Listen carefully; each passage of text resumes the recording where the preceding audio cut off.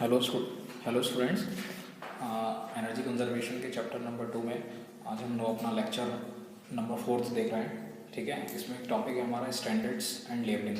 इससे पहले जो हमने देखा था ऊर्जा संरक्षण अधिनियम की विशेषता में एक नंबर 1 पॉइंट था हमारा स्टैंडर्ड और लेबलिंग। तो उसी को हम लोगों ने क्या है इसमें ब्रीफली डिस्क्राइब किया है। मैंने आप लोगों को लेवल के बारे में बताया था, स्टार रेटिंग के बारे में, तो वो उसी से ही रिलेटेड ये हमारा आज टॉपिक है, स्टार रिलेटेड। ठीक है, तो इसको हमें देखना है। तो जैसे कि मैंने आप लोगों को स्टैंडर्ड्स और लेबलिंग में बताया था कि भाई जो हमारे पास स्टैंडर्ड्स और लेबलिंग में क्या होता है, बेसिकली मुख्यतः क्या होता है, जो भी एनर्जी की एफिशिएंसी है उसको इम्प्रूव करना, एनर्जी की एफिशिएंसी को इम्प्रूव करना और मिनिमम एनर्जी को कंजप्शन करना। ठीक है, मैंने दो चीज़ें बताई थी कि एनर्जी की एफिशिएंसी को इम्प्रूव करना और मिनिमम एनर्जी कंजप्शन करना। ये हमारे पास जो भी अप्लायंसेज होने चाहिए उनका काम होना चाहिए, मतलब वो अप्लायंसेज अच्छा माना जाता है जो एनर्जी का लेस कंजप्शन करता है। ठीक है, तो यही सब हमें देखना है आज की इस वीडियो में, इस लेक्चर में, कि क्या क्या है। तो स्टार्ट करते हैं अपने टॉपिक को। टॉपिक है हमारा स्टैंडर्ड्स एंड लेबलिंग। ठीक है, तो चलिए, मानक तथा लेबलिंग के लिए, ठीक है, मानक तथा लेबलिंग के लिए BEE ने, यानी कि ब्यूरो ऑफ एनर्जी एफिशिएंसी ने द्वारा स्टार रेटिंग योजना को मई 2006 को लागू किया गया। ठीक है, कब लागू किया गया? देखिए इसमें क्या होता है, स्टार रेटिंग होती है। ठीक है, मई 2006 में उन्होंने क्या करा, एक स्टार रेटिंग को क्या करा, लागू किया गया। आप लोगों ने देखा होगा जो आप लोगों के अप्लायंसेस होते हैं उस पर इस टाइप के स्टार्स बने होते हैं। ये देखिए इस टाइप के स्टार्स बने होते हैं, मतलब एक ऐसा लेबल लिखा होता है, इस टाइप का एक लेबल बना हुआ। आप देखिए, अभी देखिए कि जब आप लोग इस वीडियो को देख रहे हो तो अपने टेलीविज़न पर, अपने फ्रिज पर, अपने AC पर, घर के AC पर इस तरीके से पावर कंजप्शन ऐसे लिखा होगा। ठीक है, इस तरीके से स्टार्स बने होंगे। तो वही हमारे पास जो है आज का ये टॉपिक है, इन स्टार्स को देखना। इन स्टार्स का क्या मतलब होता है, जो ये हमारे स्टार्स यूज होते हैं। तो देखिए वो हमने पढ़ा कि स्टार रेटिंग योजना को मई 2006 में लागू किया गया है। यह योजना फिलहाल निम्न उपकरणों पर लागू की जाती है, मतलब कौन से अप्लायंसेज हैं जिन पर ये योजना लागू की जाती है। तो अपना AC है, फ़ैन है, TV है, कंप्यूटर है, ठीक है, ट्रांसफार्मर हैं, मोटर्स यूज़ होती हैं, हमारे वाटर पंप्स हैं, वाटर हीटर हैं, ठीक है, हीटिंग एलिमेंट्स हैं। इन सारे अप्लायंसेस पर क्या होते हैं, हमारे पास स्टार रेटिंग योजना होती है। ठीक फ्रेंड्स, तो स्टार रेटिंग का मतलब होता है कि भाई ऊर्जा की खपत, ठीक है, ऊर्जा की खपत कितनी हो रही है और ऊर्जा की बचत कितनी हो रही है। इसमें मेन हमारा यही है कि ऊर्जा की कितनी खपत हो रहा है। जो अप्लायंसेज आप लोग चला रहे हैं, आप घर में AC चला रहे हैं, आप घर में वॉशिंग मशीन चला रहे हैं, आप घर में फ्रिज चला रहे हैं, तो वो कितना एनर्जी को कंज्यूम कर रहा है और कितनी एनर्जी को क्या कर रहे हैं, मिनिमम कंजप्शन कर रहा है उसका। ठीक है, कितनी उसकी बचत कर रहा है। तो देखिए अगला पॉइंट है हमारा इसमें, स्टार रेटिंग का मतलब किसी भी उपकरण की ऊर्जा दक्षता से है। तो स्टार रेटिंग का क्या मतलब है, उस उपकरण की, उस अप्लायंसेस की एनर्जी इफिशिएंसी से है कि भाई वो क्या उसकी एनर्जी इफिशिएंसी है। तो बेसिकली क्या मतलब होता है, मैंने आप लोगों को बताया था कि ऊर्जा संरक्षण अधिनियम में यही होता है कि एनर्जी की इफिशिएंसी को आपको क्या करना होता है, उसको इम्प्रूव करना होता है। ठीक है, तो जिसकी जितनी अच्छी एनर्जी इफिशिएंसी होगी वो उतनी अच्छा अप्लायंसेस होगा।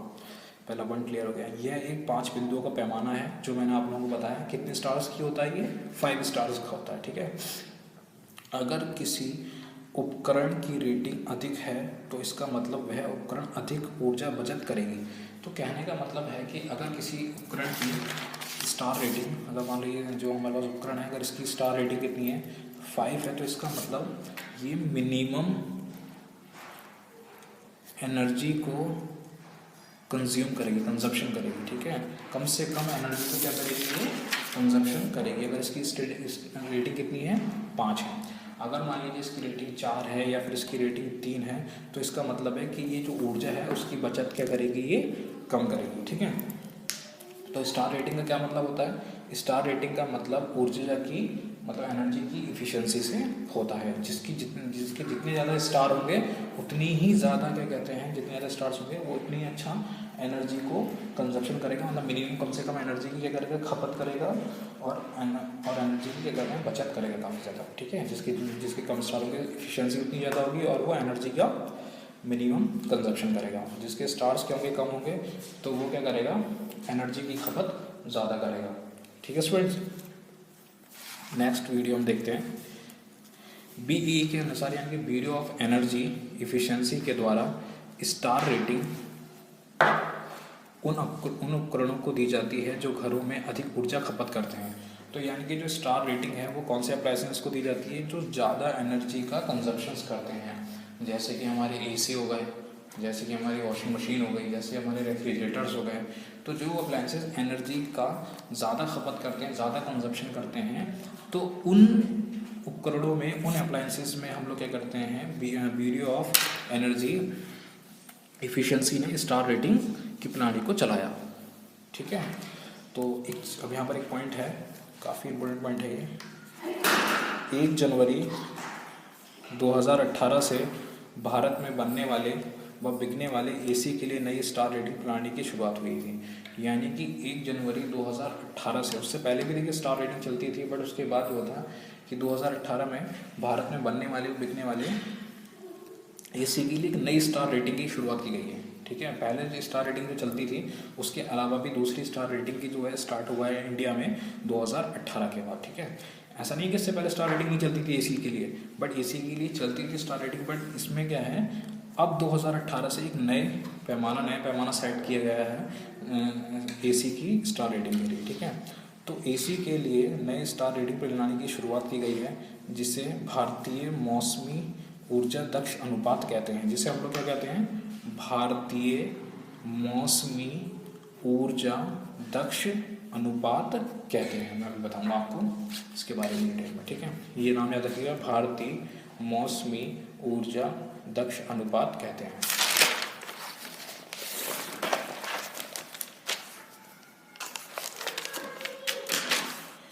तो नेक्स्ट स्टूडेंट ये देखिए, यह कूलिंग के लिए ऊर्जा की दक्षता को बताता है। मतलब जो हम कूलिंग हो रही है, कि AC का क्या काम होता है, AC का काम होता है भाई कूलिंग करना, तो ये क्या करता है, कूलिंग करने, यह कूलिंग के लिए ऊर्जा की दक्षता को यानी कि इफिशिएंसी को बताता है कि जो हमारा AC है उसकी इफिशिएंसी कितनी है कूलिंग के लिए। ठीक है, किस हिसाब से वो कूलिंग कर रहा है, अच्छी कूलिंग कर रहा है या कम कूलिंग कर रहा है, कितने टेम्परेचर में कूलिंग कर रहा है। मान लो 24 डिग्री सेल्सियस में वो कैसी कूलिंग कर रहा है, मान लो 36 डिग्री सेल्सियस में वो कितनी कूलिंग कर रहा है, 28 डिग्री सेल्सियस में कितनी कूलिंग कर रहा है, अगर 40 डिग्री सेल्सियस है तो उसमें किस प्रकार की वो कूलिंग कर रहा है। तो ये सारी की सारी जो कूलिंग्स बताता है, चेक करता है, एनर्जी एफिशिएंसी को बताता है। ठीक है, तो भारतीय ऊर्जा दक्षता अनुपात ICVR के अनुसार AC का स्टार रेटिंग 3.1 से कम नहीं होनी चाहिए। तो जो हमारे ISEER है उसने क्या कहा कि AC की जो स्टार रेटिंग है वो कितनी नहीं होनी चाहिए, 3.1 से कम नहीं होनी चाहिए। ठीक है, स्टार रेटिंग कितनी होनी चाहिए, 3.1 से कम नहीं होनी चाहिए। अगर इससे कम है तो उस AC को, उस अप्लायंसेस को आप सेल नहीं कर सकते और उसका यूज़ नहीं कर सकते। इससे कम हुआ तो उसे भारत में ना खरीदा जा सकता है, ना तो उसे बेचा जा सकता है। ठीक है, उसकी हम सेलिंग नहीं कर सकते हैं।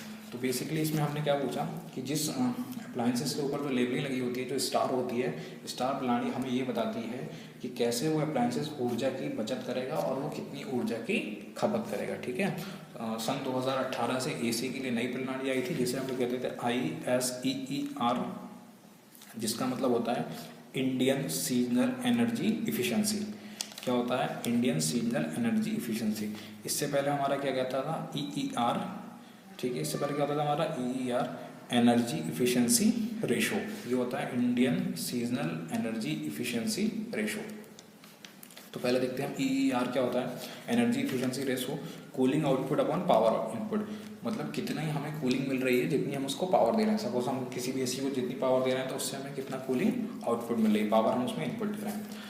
ISEER का मतलब क्या होता है, cooling seasonal total load upon cooling seasonal energy consumption, ये रेशो होता है। ठीक है, देखो इसका मतलब होता है कि कितनी टोटल पूरे साल भर में कितना, देखो ऐसा होता है इसमें AC को जो होता है, इसमें हम लोग क्या करते हैं, AC को 24 डिग्री से, AC को 24 डिग्री से लेके 43 डिग्री सेल्सियस पर इंडिया के वेदर में क्या कहते हैं चलाया जाता है। ठीक है, 365 दिन तो हम लोग उसे नहीं चलाते हैं उस AC को, बट वो क्या कहते हैं अलग अलग टाइम पर, मेरे ख्याल से अराउंड 1600 आवर्स उस AC को पूरे साल चलाया जाता है।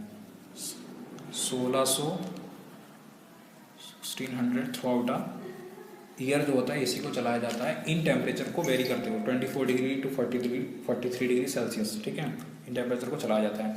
तो जब वो AC चलता है तो उस पर हमें देखते हैं कि कूलिंग सीजनल टोटल लोड कितना, वहाँ पर कितना आया एनर्जी का कंजप्शन है। तो इसका मतलब यही हो गया कि total annual amount of energy, total annual amount of heat that the equipment can be remove from the indoor space. ठीक है, कितनी हीट को वो रिमूव कर रहा है from the indoor space upon cooling seasonal energy consumption, कितना total energy, कितनी annual amount of energy consume कर रहा है equipment during the same period, उतने टाइम में चलने में वो कितनी एनर्जी को कंज्यूम कर रहा है और वो कितने अमाउंट ऑफ हीट को रिमूव कर रहा है फ्रॉम द इंडोर स्पेस। ठीक है, अंदर से कितनी हीट को वो निकाल रहा है, तो कितनी वो कूलिंग कर रहा है पूरे साल भर में 1600 घंटे अगर उसको चला रहा है 24 to 43 डिग्री सेल्सियस। टेम्परेचर बदलता रहता है, ठीक है, टेम्परेचर बदलता रहता है, तो उसके अकॉर्डिंग जो कहलाता है हमारा ISECR कहलाता है।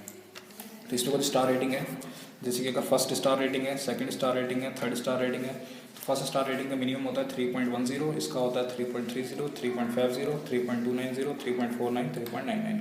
तो इसमें लिखा गया था कि इसकी रेटिंग कितनी नहीं होनी चाहिए, 3.1 से कम नहीं होनी चाहिए स्टार रेटिंग। ठीक है, यानी कि 1 स्टार रेटिंग से कम नहीं होनी चाहिए। थैंक यू स्टूडेंट्स, आगे की वीडियोज़ हम देखते हैं, आगे के लेक्चर अगली वीडियोज़ में।